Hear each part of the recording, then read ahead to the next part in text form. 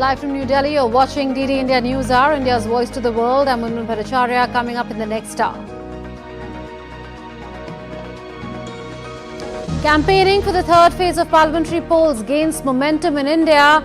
Prime Minister Narendra Modi slams Congress's manifesto. Congress leader Rahul Gandhi addresses an election rally in Odisha, alleges state is embroiled in scams and land grab. US Secretary of State Antony Blinken is set to visit Saudi Arabia on Monday to discuss efforts for a ceasefire in Gaza. Australians rally across the country against a spate of killings of women, call for tougher laws. And India beats a reigning Olympic champion South Korea to win a fifth gold at the Archery World Cup, adds a silver and a bronze to its kitty.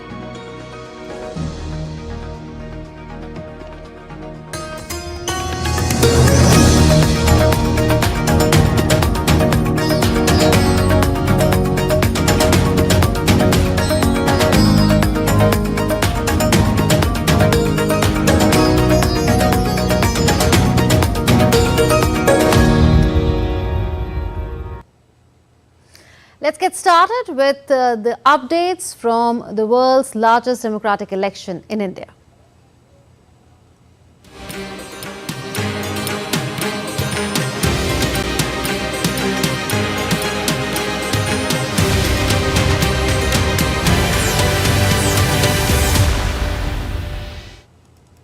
Political fever in India is rising as top leaders of all political parties are campaigning ahead of the third phase of the elections on the 7th of May.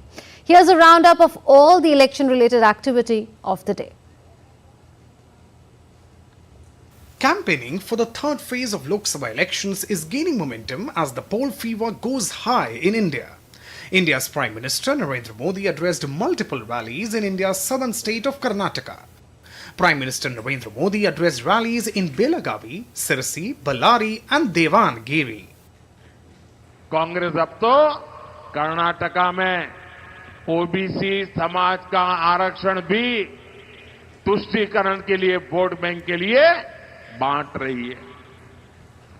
साथियों, 10 साल से दिल्ली की कुर्सी से बाहर बैठी कांग्रेस ने देशवासियों को लूटने के लिए नई नई प्लानिंग कर दी है। अब आपकी संपत्ति को सीधे लूटने के लिए कांग्रेस इनहेरिटेंस टैक्स का आइडिया लेकर के आई है। BJP National President JP Nadda addressed a public meeting in West Bengal's Ranaghat and Burwan. BJP President also hit out at the Chief Minister Mamata Banerjee over teachers' recruitment scam. While senior BJP leader and Home Minister Amit Shah was in Indian state of Uttar Pradesh, he held multiple public meetings. He addressed rallies in Kasganj, Mainpuri and Etawah. दो चरण में Modi ji century लगाकर आगे निकल गए हैं और ये दो साझादों का अभी तक तो खाता भी नहीं खुला है। दीवार पर लिखा हुआ परिणाम लिख कर रखे, उत्तर प्रदेश की 80 की 80 सीटें इस बार भारतीय जनता पार्टी जीतेगी। On the opposition front, West Bengal Chief Minister Mamata Banerjee held rally in North Malda, whereas Congress leader Rahul Gandhi visited Odisha's Kendrapada and campaigned for party candidates. He also addressed a public gathering in Daman and Diu. जो भी boat fishing boat होगी उसका हम आपको insurance देंगे और तीसरी बात जो इनलैंड फिशिंग और एक्वाकल्चर है उसको हम एग्रीकल्चर जैसे मानेंगे। Samajwadi Party chief Akhilesh Yadav, who was in Moradabad in the Indian state of Uttar Pradesh, asserted that his alliance will win the polls in this parliamentary elections. Samajwadi party PDA परिवार India गठबंधन जीतने जा रहा है।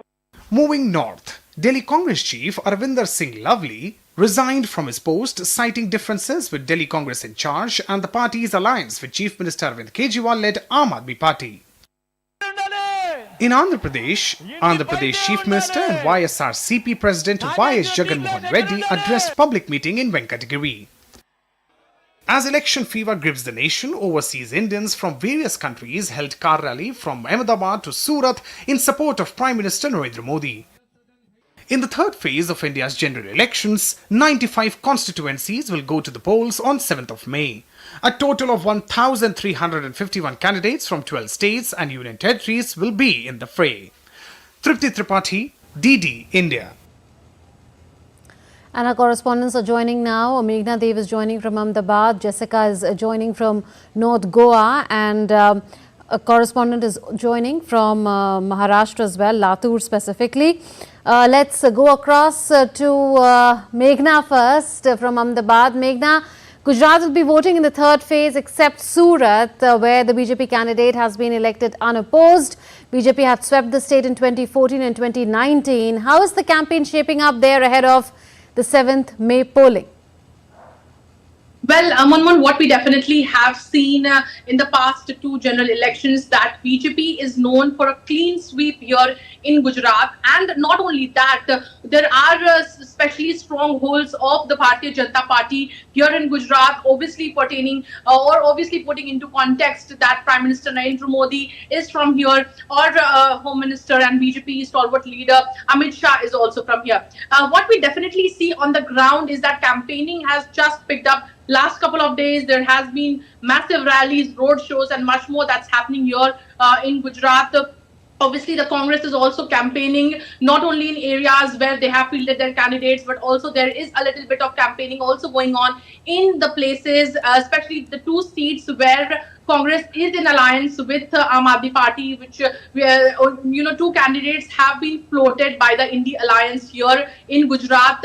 One in in Bharuch, which is Chetar Wasawa against Mansukh Wasawa, who is from the BJP. Chetar Wasawa is from the Aam Aadmi Party. We have another candidate in the Bhavnagar constituency from the Aam Aadmi Party as well. What we definitely see here when we actually bifurcate Gujarat in different regions, North Gujarat had also been a stronghold of the Congress at a point of time, but with time, or we can say since Prime Minister Narendra Modi became the Chief Minister of Gujarat, it had turned a little into the stronghold of the BJP as well. Saurashtra has always been a lot about calculations. It had also in 2017 assembly elections for Gujarat, it had garnered a number of seats for the Congress as well. But now we actually see the scenario with putting into context the 2022 assembly elections of Gujarat. We definitely see that BJP had got a massive lead in number of seats, what we see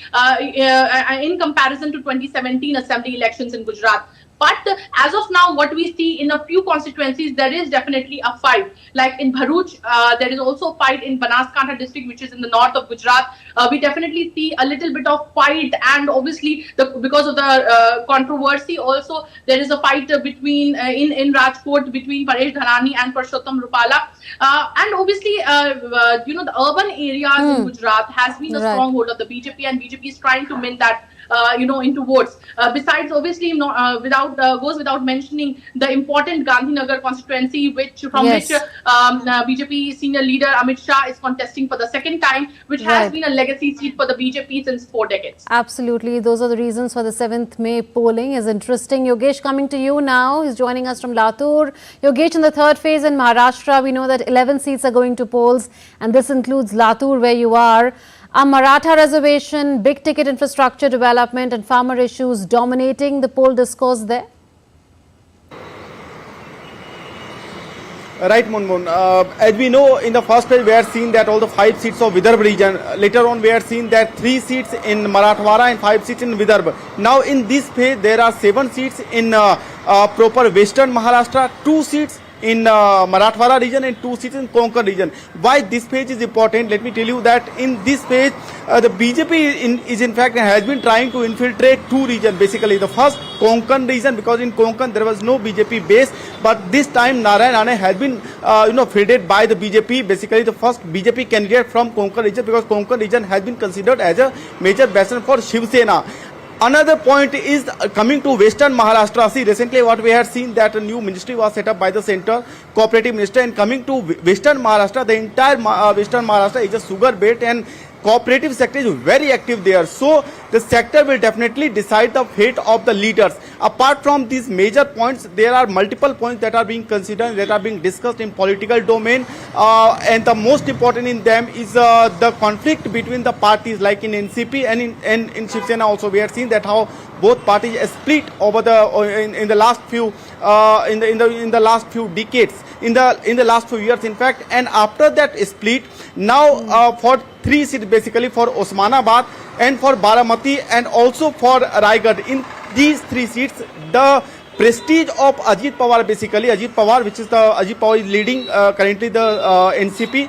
We know that NCP Sharad Chandra Pawar is now a different party, because after the NCP is split, now NCP is led by Ajit Pawar. So the Ajit Pawar's prestige is at stake, because if he wins, if he proves his candidature, if he proves his strength on the ground, then Maharashtra Assembly election is also lined up at the end of this year. Okay. So this election is basically will be an acid test, we can say litmus test for Ajit Pawar. And also there are multiple factors, there are multiple political we'll things come to also. them, we'll come to them, Yogesh. Just hold your thoughts. Jessica, coming to you now. Both the Lok Sabha seats in Goa are going to polls in this election. What are the issues that are dominating the poll discourse there, and how are the odds for all the sides? Well, 2 seats, as you pointed out, were one from North Goa and the other from South Goa, and we did have time to go towards South Goa and towards the interiors and try and speak to the locals as well and ask as to what issues have been affecting them. Most dominant emerges to be the impact on the environment, and most of them also talking about the youths, particularly talking about joblessness and opportunities for employment in the future. We did meet the candidate for the ruling party in South Goa, Pallavi Dempo, this afternoon, and she seemed to have assured voters in one of her corner meetings today that apart from the issue of development and more infrastructure in place, they would also focus more on education and women-led development as well. And primarily why the BJP's candidate for South Goa is Pallavi Dempo also mirrors the fact that the BJP wants to put in a female candidate to, of course, appeal to the voters in South Goa, dominantly women as well, who vote on women's issues and women's rights as well. So that optics somehow seem to have worked out.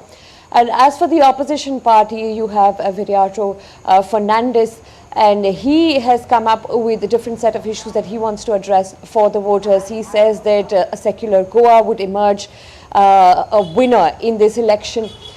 Day before, we had the Prime Minister rally around in South Goa as well, and there he seemed to bring up the question and allegations of how Goa was forced to accept the constitution, and anyone accepting this narrative would probably insult Bhimrao Ambedkar, the father of, for the constitution that he drafted and willfully implemented for the rest of the country. So, of course, all these contentions in place, and the Congress, of course, looking at those allegations very differently and saying they want to focus on more environment issues.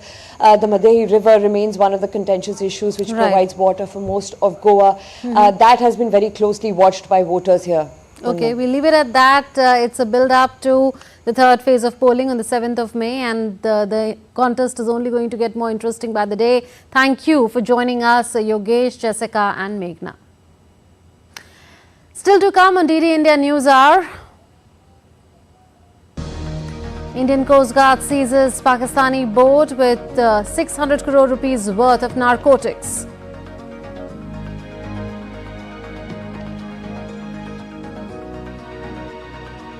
World Economic Forum's special meeting begins in Riyadh under the shadow of the Israel-Hamas conflict.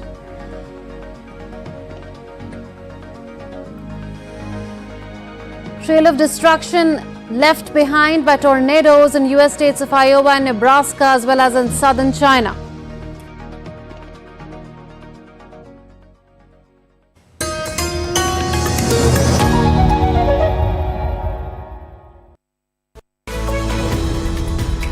We just don't bring you the news as it unfolds. We get to the heart of the matter. We don't just present facts, we demystify complex social, political and economic events. We break stories that shape the world's present and future because you deserve the truth. I am Tanvi Taneja from New Delhi. I'm Ollie Barrett from London. I'm Nick Harper from Washington, D.C. Join us on DD India Global Monday to Friday at these times.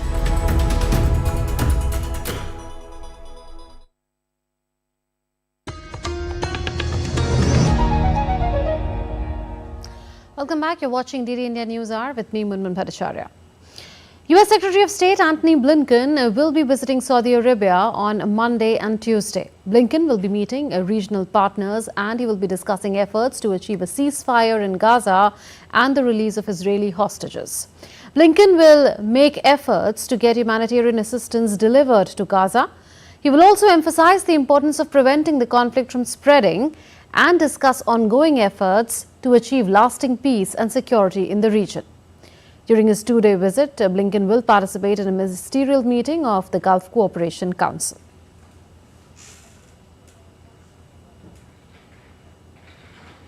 And the World Economic Forum's special meeting in Riyadh is already underway under the shadow of the tensions in West Asia.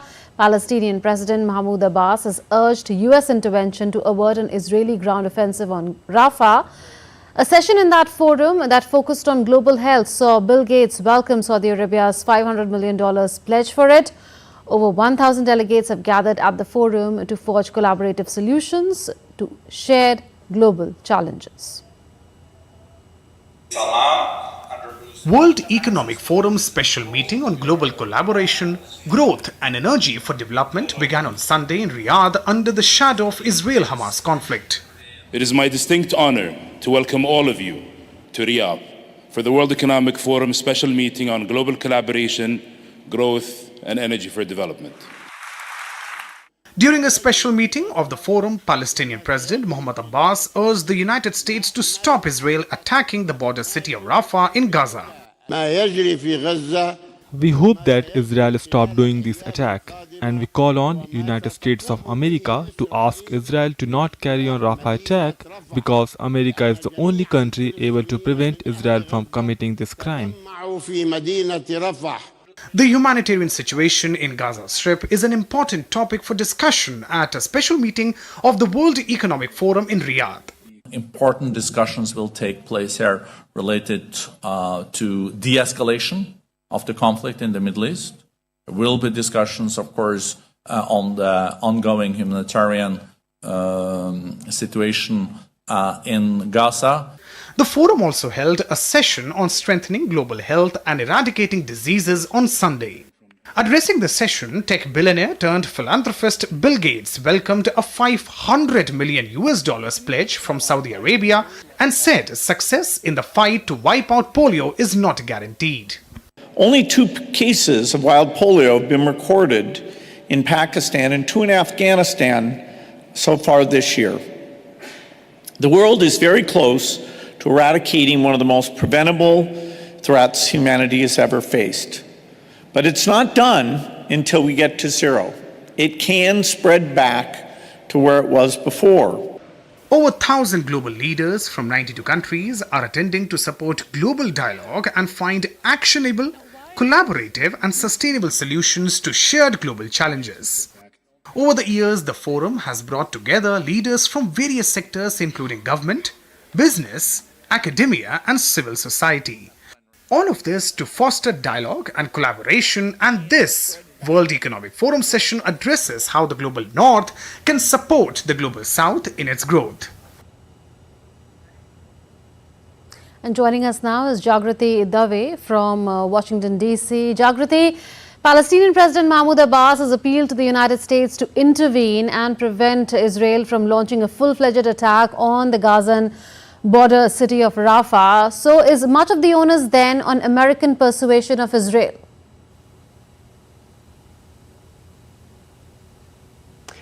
I think there is a lot of pressure on the United States to persuade Israel not to go forward with a ground invasion of Rafah. The United States authorities have been saying that they have been warning Israel not to. They've been really insisting that Israel shouldn't go forward with this without a ground plan in place that would spell out what they're doing to protect people in Rafah. More than 1 million Palestinians who've been displaced from Gaza have been crowding into Rafah in the expectation that they will be safe there. But now, for a while now, there's been the fears of this ground invasion. So people there are on tenterhooks as to when that invasion will happen, given that Israel is insisting that it will. The Israeli foreign minister, in a local Channel 12 interview, however, said that the onus actually was on Hamas to come to a deal for the release of the Israeli hostages that they have, and then that could lead to a suspension of the Israeli plans to launch an incursion into Rafah. So,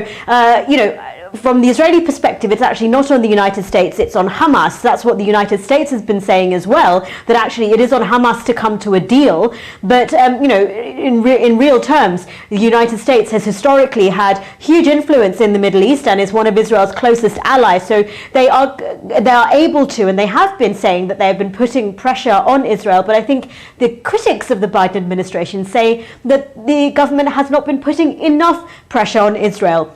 For example, by threatening to withdraw US arms to Israel. That's something that the government has not done, and Biden's critics say that is something that that he should do in order to put more pressure on Israel to resist an operation into Rafah. Right, Jagrati, we know that the World Economic Forum meeting is on in Riyadh.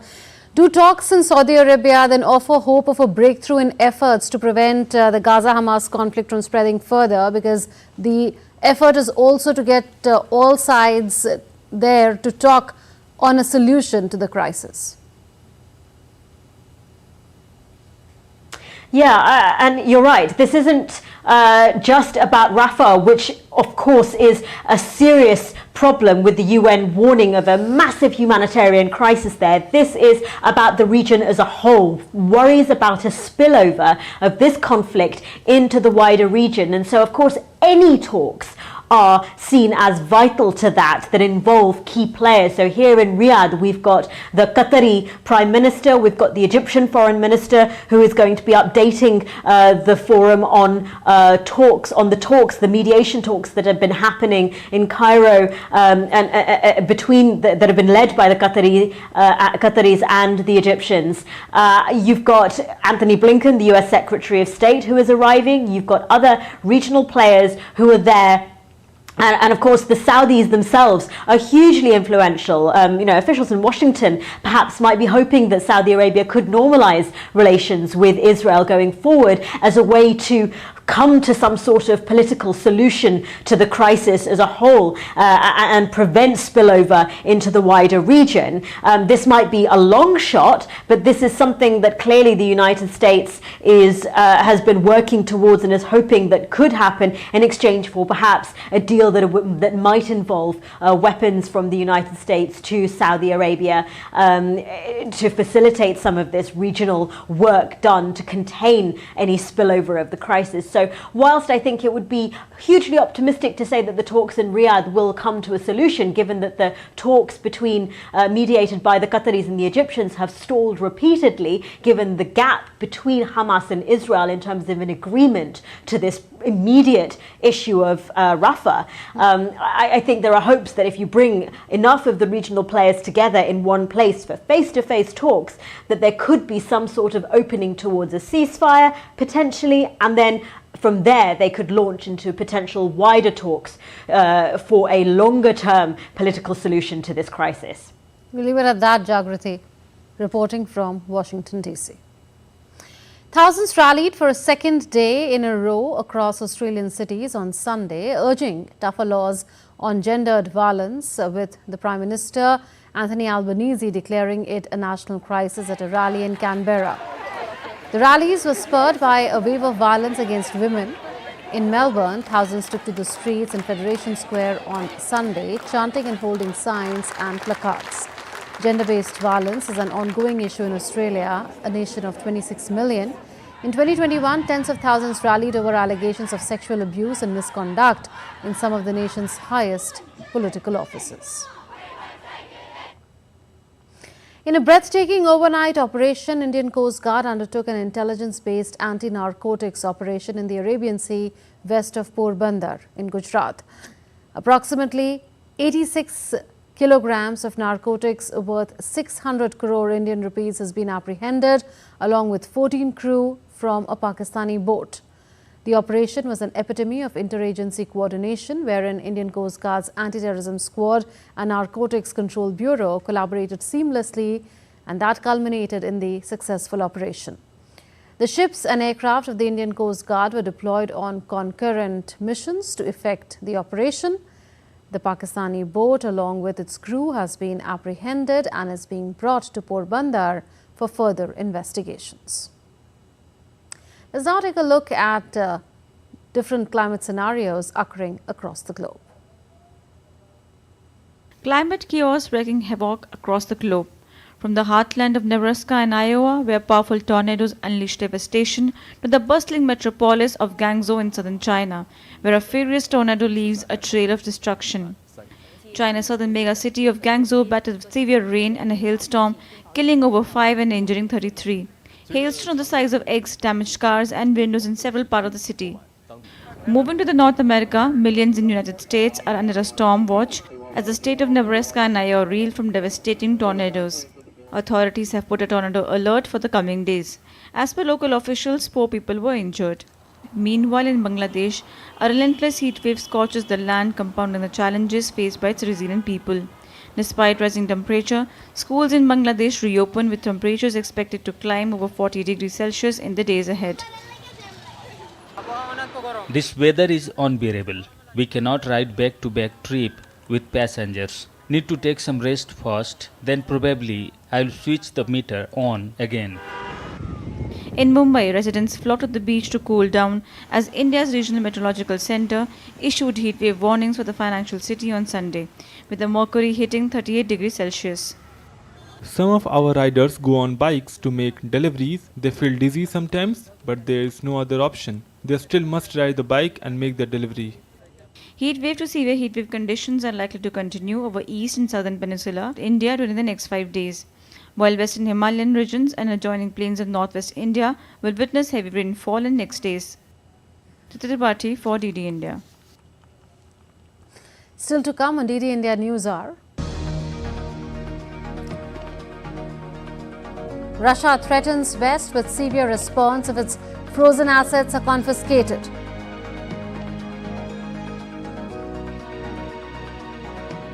A report on how sewage is leading to river water pollution in London.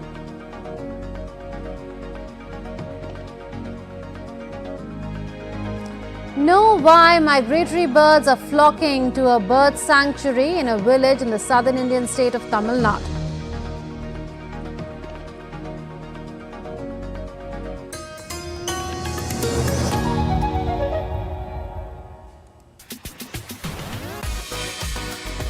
India that invents. India that innovates. India that excites. India that invites. Land of possibility. Teeming with opportunities. Watch India Ideas each Thursday 8 p.m. only on DD India.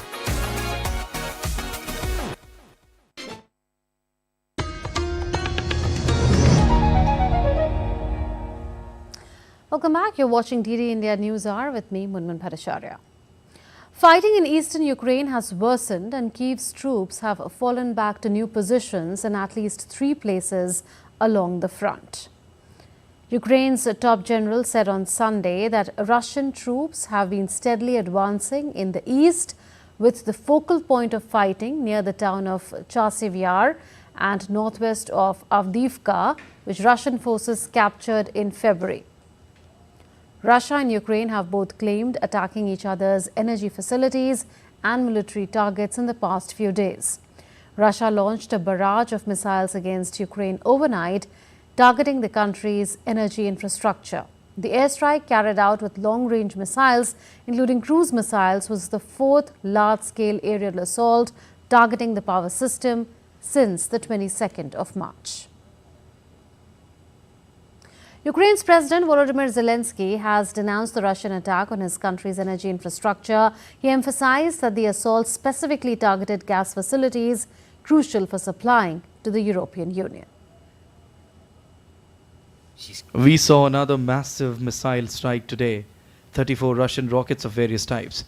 The main target was the energy sector, various facilities in the industry, both electricity and gas transit facilities in particular, those gas facilities that are crucial to ensuring safe delivery to the European Union. We managed to shoot down some of the missiles today, and I'm grateful to each of our soldiers who were really accurate and responded in time. And Dasha is joining us from Moscow. Dasha, Russia and Ukraine are blaming each other for attacking the energy infrastructure. Now, Ukraine has targeted Russian oil refineries. Do these attacks further reduce any possibility of peace talks between Russia and Ukraine?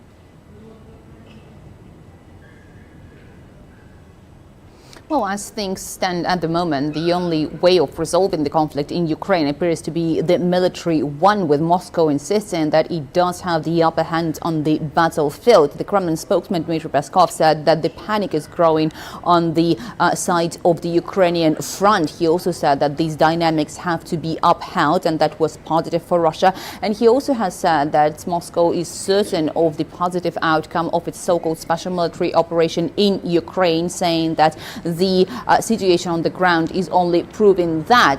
Talking about the possibility of the negotiations, we have heard some comments coming from both sides, as well as from the Western countries, that probably the negotiated solution is needed. But as things stand now, Moscow doesn't say there is no ground to proceed with the negotiated solution, once again blaming the Western countries of not allowing Ukraine to sign anything with Russia. Also, Dasha, could you elaborate on how Russia has threatened to respond to any Western bid to confiscate its frozen assets? Well, certainly in Russia, there is a very careful watch for what's going to happen to the frozen assets in the Western countries. Moscow does insist that if those assets are frozen, that would set a very dangerous precedent for the international community. When the assets of a sovereign country could be frozen and later confiscated, then obviously there will be no trust to the Western system. With regard to that, Moscow does say that it has a response. It has been already prepared in one way or another, but obviously only after the announcement on the confiscation is made. Russia will be announcing that. But Moscow always reminds that there is Western money in Russia, and Moscow has a possibility to confiscate or to freeze the Western assets that are in the Russian Federation. But also Moscow reminds that endlessly it will be trying to prove its case in the courts in different countries. So for the Russian Federation, the possibility of confiscating its assets in the West opens opportunities and possibilities to further promote its position on the global stage. We'll leave it at that. Dasha reporting from Moscow. Water pollution is becoming an increasingly widespread problem in England. New data shows sewage spills into rivers and seas more than doubled last year. Campaigners say water companies are failing to invest in infrastructure to prevent this, but the industry says the soaring costs of upgrades can't be shouldered by businesses alone. Julia Chapman visited one river in London. The sewage is a particular problem. Britain's tranquil waterways belie a dirty secret. With increasing regularity, mostly in bad weather, sewage is spilled into rivers and seas. So this is working as it was designed. It's not a malfunction. It's meant to overflow when it can't cope with the amount of rain. It's just that we've sort of sealed so much London with concrete and building on it, and we've not made enough areas to offset that and allow the rain to soak in. So it's negligence, I suppose. The government, the regulators should have had the eye on this, should have known that it's becoming more of a problem and started those efforts to address that much sooner. Most of Britain's sewage system was built during the Victorian era. It can be overwhelmed by large volumes of rainwater. Water companies are allowed to discharge sewage into waterways during periods of heavy rainfall. But 2023 saw a record number of sewage overflows. This river alone was on the receiving end of 87 sewage spills last year. Those incidents only started to be monitored in 2019. The government says the way storm overflows are managed is unacceptable. It has set targets that require sewage discharges to be reduced, with fines for water companies that don't comply. All I can say is that our ambitious storm overflow reduction plan is backed by £60 billion of capital investment. We now monitor every single storm overflow across England and have legislated to introduce unlimited penalties on water companies that breach their obligations. The independent regulator and the Environment Agency have the powers they need to hold water companies wherever they are to account. A so-called super sewer was completed this year in London to help deal with capacity. But critics say it's an expensive, imperfect solution and will only buy time rather than solve the problem. They argue the best approach is to create more green spaces to absorb rainwater before it mixes with sewage. We could have flourishing kind of oases of nature. Instead, we've got rivers that are just an extension of the sewage system. The UK's water industry body has announced a major investment programme to upgrade the sewage system. But it will come at a high cost, one that will likely be borne by consumers. Julia Chapman in London, reporting for DD India. And now some more news related to parliamentary polls in India. 4 parliamentary seats in West Bengal, Uttar and Dakshin Maldaha, Jangipur and Murshidabad are going to polls in the third phase of India's national elections on the 7th of May. A large part of this area is settled along the banks of the Ganga River, which is the world's second largest river by volume. The Farakka barrage was built across the river and operationalized in the early 70s to desilt the Ganga and supply water to a nearby thermal plant and even for drinking water. But it hasn't been effective in desilting, leading to the problem of river erosion, which is an emotive issue for over 500,000 affected voters.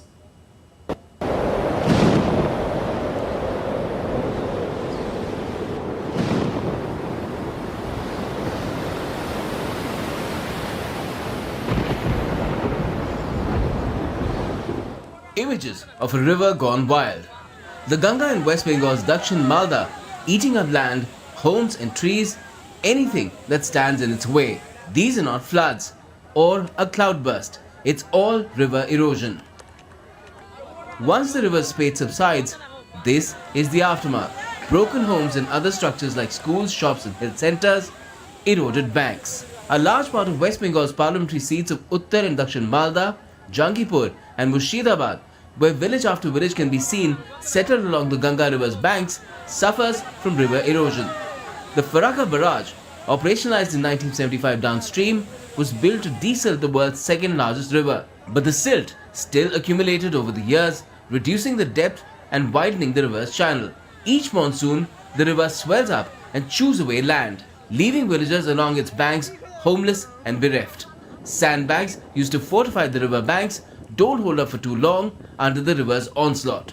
हमारा घर 2 बार गिरा है, पिछली बार करा तो ढलाई करा, नीचे जगह किन का घर करा तो 1 बच्चा वास कर पाया, तो हमारा कुछ भी नहीं, हम तो स्कूल में थे, तब किसी का जगह मान कर बैठी है, स्कूल में तर हमको सब दिन नहीं रहने देगा, तब पर का जगह में आपका है, अब मुझे रहने दे है, कल हो तो फिर उठा देगा, हमारा तो कोई दाग तो नहीं है, तो हम लोग अब जाएंगे कहाँ? समस्या बहुत बड़ा समस्या है, ये बाढ़ का समस्या नहीं है, जो बाढ़ आया 2-3 दिन रह के बाद 1 सप्ताह रह के उसके बाद बाढ़ चला गया, ये गंगा कटाव है। गंगा कटाव में जब जो चला जाता है वो दूसरे बार फिर के नहीं आता है, जो चला गया वो चला गया, वो दूसरे बार नहीं आएगा, ये सबसे बड़ा समस्या है। और यहाँ पे सेंट्रल गवर्नमेंट और स्टेट गवर्नमेंट जो है हम चाहते हैं वो मिलजुल कर यहाँ पे कंक्रीट का एक बंधन दीजिए। The issue of river erosion falls in the domain of both the centre and the state. The BJP, which rules the centre, accuses the Mamata Banerjee-led Trinamool Congress government in the state of doing little to address the problem despite getting central funds. The Congress, which ruled at the centre for decades till the BJP replaced it with its coalition, blames them both. and the Trinamool says it has taken some steps to tackle the river erosion issue, but it needs the centre's cooperation and funds to be able to do more. 6 महीने पहले केंद्र ने 51 करोड़ रुपया दिया, लेकिन state तो नहीं दिया अभी तक। राज्य को काम करने का कोई कोशिश नहीं है, कोई उसका उदासीनता जैसा दिखा रहा है। वो वोट के समय सिर्फ प्रचार के लिए चमक देना चाहता है, बड़ा बड़ा प्रतिश्रुति दे देता है, लेकिन वोट जब हो जाता है, वोट का जनगण का आशीर्वाद मिल जाने के बाद वो लोग फिर काम करना तो दूर की बात है, वो लोग से मिलना भी नहीं चाहता है। यही मैं चाहता हूँ कि पहले आप लोग जो है इलेक्शन में कांग्रेस को फिर से लाइए। कांग्रेस का गवर्नमेंट अगर आएगा तो हम लोग कोशिश करेंगे कि इसको फिर से जो है स्टोन को देकर के जो है प्रिवेंशन किया जाए, और जो गहराई है नदी का उसको फिर से जो है डीप किया जाए, ताकि जो बैक साइड इरेशन हो रहा है वो बंद हो जाए। আমাদের পশ্চিম বাংলার মুখ্যমন্ত্রী মাননীয় মমতা বন্দ্যোপাধ্যায় তার নিজস্ব তহবিল থেকে এলাকার মানুষের যাদের বাড়িঘর পড়ে গেছে তাদেরকে 1 কাঠা করে জমি দিয়েছেন, 70,000 টাকা করে বাড়ি তৈরির জন্য দেওয়ার ব্যবস্থা করেছেন এবং 100 কোটি টাকা গঙ্গা ভাঙনের জন্য দিয়েছেন। কাজ চলছে। আগামী দিনে কেন্দ্রীয় সরকার যদি এই নদীর উপর একটু নজর দেন তাহলে এটা কংক্রিটের বাঁধন হতে পারে। Imagine a mighty river, which is otherwise a boon, but becomes a bane if you're living too close to it for comfort.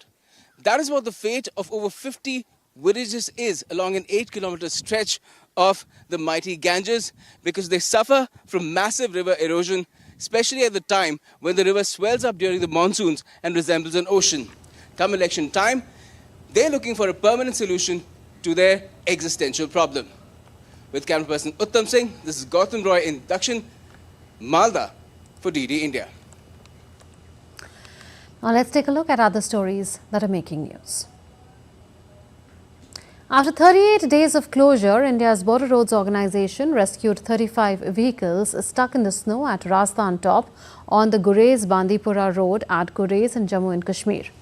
The valley in Bandipora district of North Kashmir witnessed fresh snowfall on Saturday.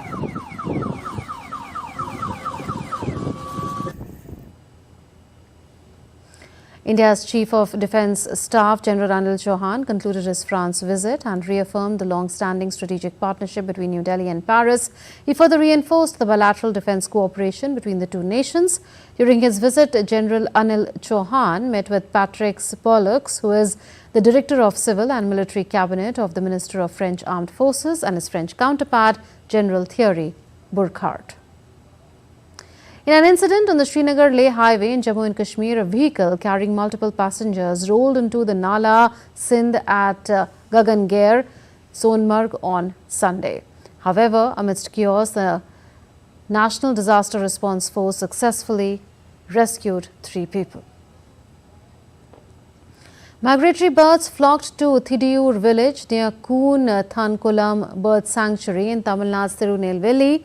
It's the largest reserve for breeding water birds in southern India. More than 43 species of residents and migratory water birds visit this region every year. Still to come on DD India NewsHour. UN Security Council expresses concern over war-torn Sudan facing food crisis. 2-day program of All India Bhagavad Gita conference gets underway in Gurugram near India's national capital. Youth National Games underway in New Delhi present an impressive gathering of 5,000 athletes.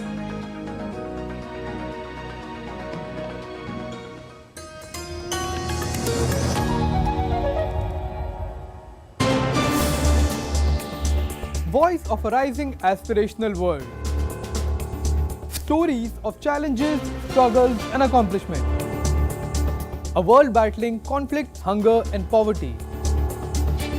Embracing growth, development, science and technology. A voice of progress, a voice of unity. Watch Voice of the Global South with me, Akshay Dongre, only on DD India.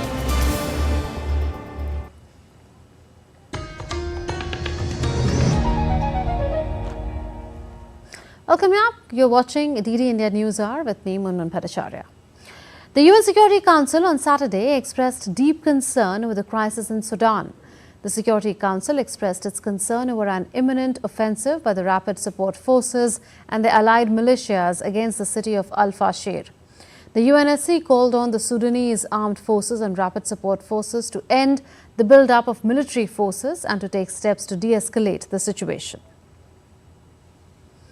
War erupted in Sudan 1 year ago between the Sudanese army and the paramilitary RSF, creating the world's largest displacement crisis. Al-Fashir is the last major city in the vast western Darfur region not under control of the RSF. The RSF and its allies swept through 4 other Darfur state capitals last year and were blamed for a campaign of ethnically driven killings against non-Arab groups and other abuses in West Darfur. And Naba is joining us from Khartoum. Naba, what are you picking up on the imminent attack on Al-Fashir in Sudan's North Darfur, and what could be its consequences?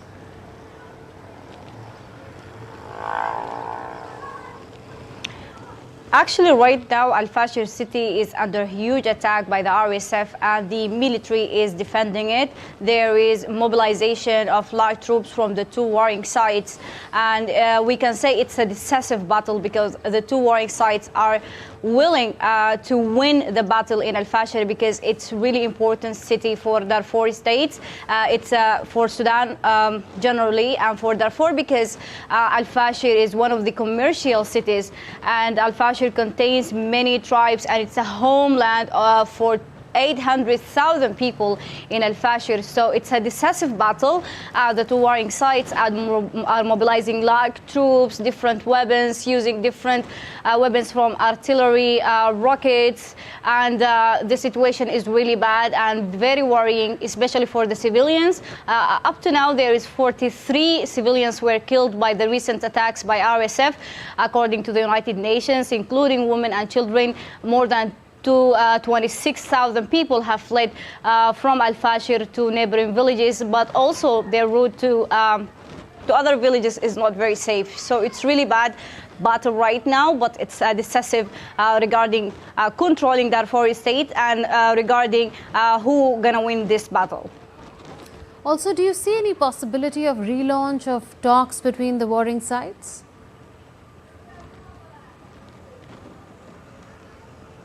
Yes, definitely. There is always a possibility, and there is acknowledged resources confirmed that the 2 warring sides have already sent delegations to Manama, Bahrain, for paving the way for direct and confrontation or talks. So there is some resources and information telling that the 2 warring sides have started indirect talks in Manama, Bahrain, and all of the political powers and all of the political parties are willing to engage in serious talks in order to at least reach a ceasefire, humanitarian ceasefires, and open humanitarian corridors for millions of people who are suffering here in Sudan. But we don't know whether these ceasefires or talks will be successfully done. But we are so hopeful that this time the 2 warring sides, with or alongside the political parties, will take a serious step towards ending the suffering of 44 million Sudanese who live in the country. Right, we'll leave it at that. Thanks for joining us from Khartoum. The 2-day program of All India Bhagavad Gita Mahasammelan or conference began at Brahma Kumari's Om Shanti Retreat Center in Gurugram in the Indian state of Haryana. More than 2,000 people, including saints and spiritual leaders of the country, participated in the program. Speaking in the program, Jagat Guru Swami Yatindranand Maharaj from Roorkee in the Indian state of Uttarakhand said that introspection is the easiest way to reach God. He also stressed on the need to change the society by bringing Ram Rajya within ourselves, while Jagat Guru Omkaranand Maharaj, who came from Ayodhya, said that every particle of this universe is the creation of God. The 3rd Investment Summit kicked off on Sunday in Kathmandu to bring in foreign direct investment and launch development projects for the country's economic progress. Prime Minister of Nepal, Pushpakamal Dahal Prachand, inaugurated the summit. 151 projects have been presented for investment in the summit. 1,600 investors from more than 55 countries are participating in the event. There are 23 exhibition halls with detailed information on the projects at the conference. Concept notes were called for 20 projects, mostly the hydropower projects. Nepal's BLC Group and India's Yota Data Services Private Limited signed an agreement for the establishment and operation of a data center.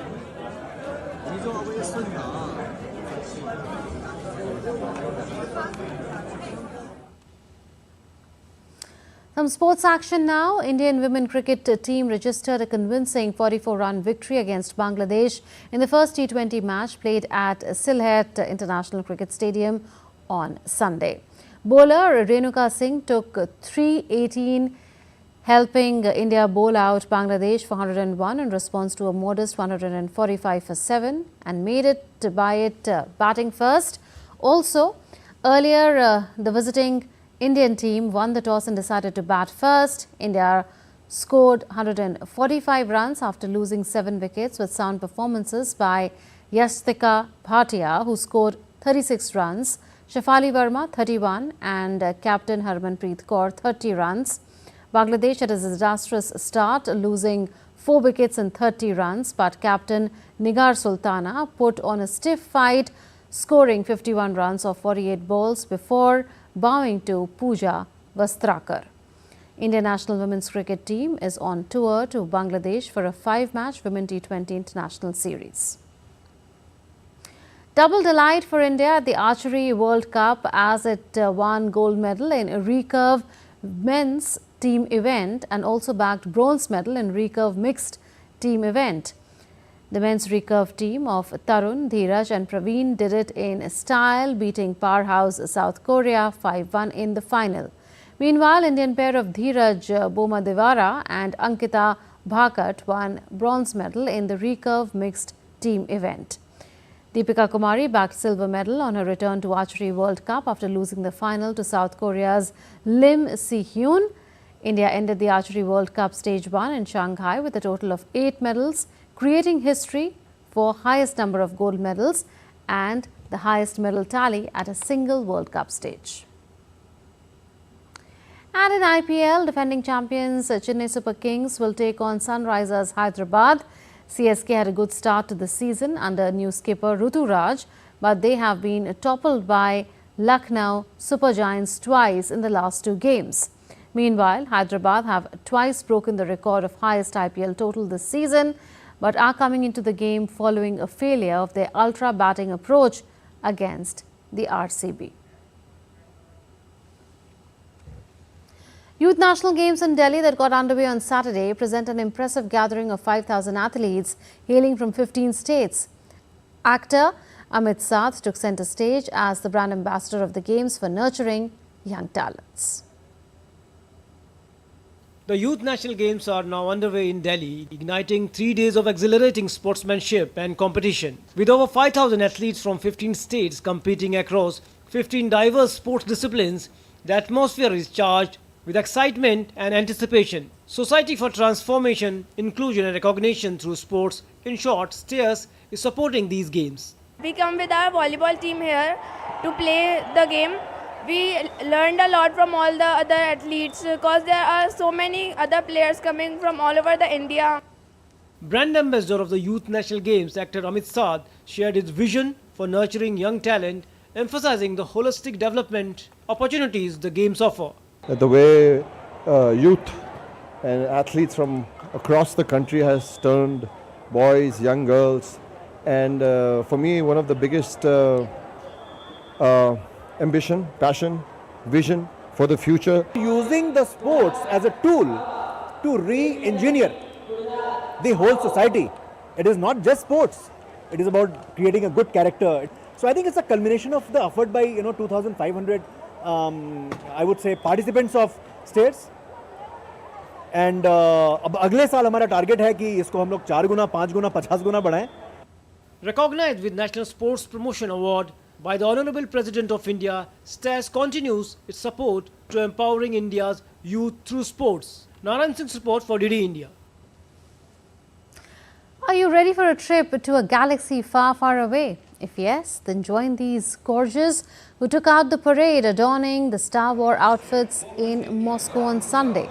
Marking the anniversary of an exhibition dedicated to the iconic movies, these corgis stand for Jedis for peace in the Republic, worldwide and in the whole universe. The parade celebrated 1 year since the exhibition called In a Galaxy Far, Far Away was open to the public.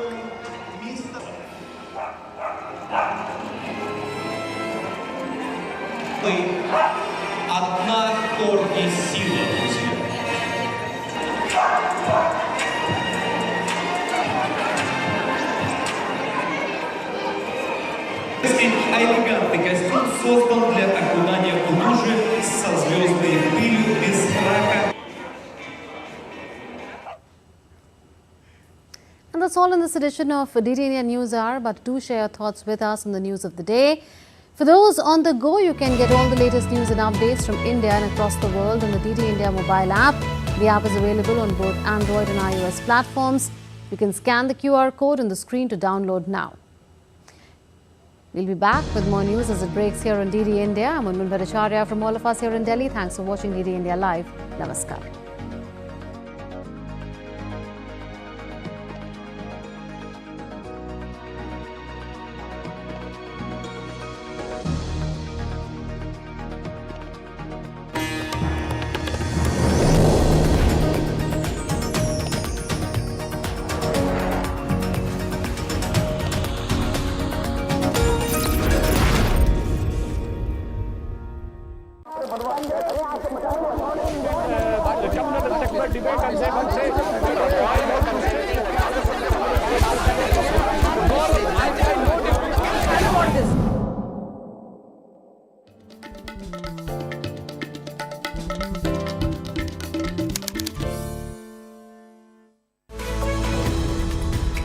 We just don't bring you the news as it unfolds. We get to the heart of the matter. We don't just present facts, we demystify complex social, political and economic events. We break stories that shape the world's present and future because you deserve the truth. I am Tanvi Taneja from New Delhi. I'm Ollie Barrett from London. I'm Nick Harper from Washington, D.C. Join us on DD India Global Monday to Friday at these times.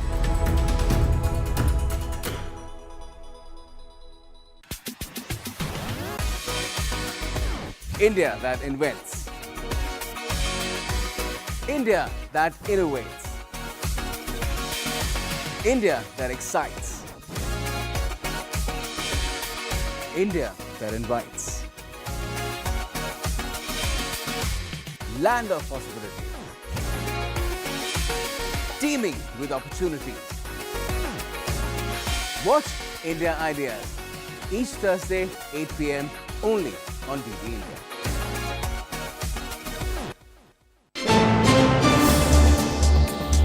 Voice of a rising aspirational world. Stories of challenges, struggles and accomplishment. A world battling conflict, hunger and poverty. Embracing growth, development, science and technology. A voice of progress, a voice of unity. Watch Voice of the Global South with me, Akshay Dongre, only on DD India. Hype versus facts. In-depth news and analysis with experts who will help you decide why this election matters. DD India is the main election headquarters with numbers most accurate, data most reliable, and viewership across the platforms. Stay tuned to the Great Indian Election only on weekdays at 8:30 p.m. IST and 1500 hours GMT. Wherever news breaks, whatever it takes. connecting corners, cutting across continents. Stories that matter from across the globe. Accurate, authentic journalism that serves you right. From politics to glamour, from sports to world affairs, with a fusion of aesthetics and substance. Introducing news in a new avatar. Experience the world through a new lens. Stay tuned to DD India for an exciting journey beyond borders.